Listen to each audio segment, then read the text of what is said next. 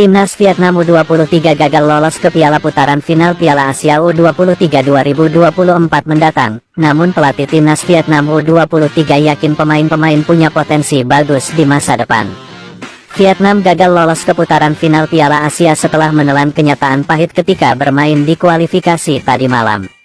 Kegagalan lolos ke putaran final Piala Asia U23 otomatis juga menutup harapan Vietnam untuk tampil di kejuaraan Asia tahun depan di kelompok umur 23 tahun. Hanya juara grup dan runner-up terbaik yang berhasil melaju ke putaran final Piala Asia 2024. Walaupun gagal lolos ke Piala Asia tahun depan dan tak bisa tampil di ajang tersebut, pelatih Vietnam U23 meyakini bahwa pemain-pemain muda Vietnam punya potensi. Kami harus menaruh kepercayaan pada mereka. Ada banyak pemain yang baru berusia di bawah 23 tahun, ujarnya. Setelah tersingkir di Piala Asia U23, sejumlah pemain Vietnam disebut akan ikut bergabung dengan timnas senior di bawah asuhan Philippe Troussir.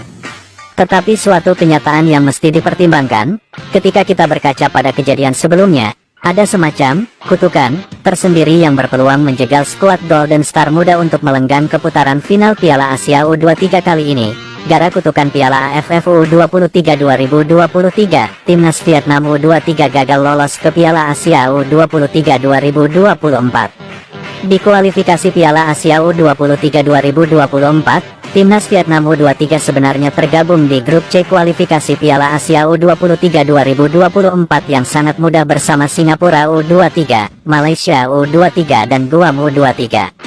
Di atas kertas, Timnas Vietnam U23 diprediksi lolos ke Piala Asia U23 2024, namun bola itu bundar dan Timnas Vietnam harus menelan kenyataan pahit ini, mengingat secara kualitas mereka di atas lawan-lawannya.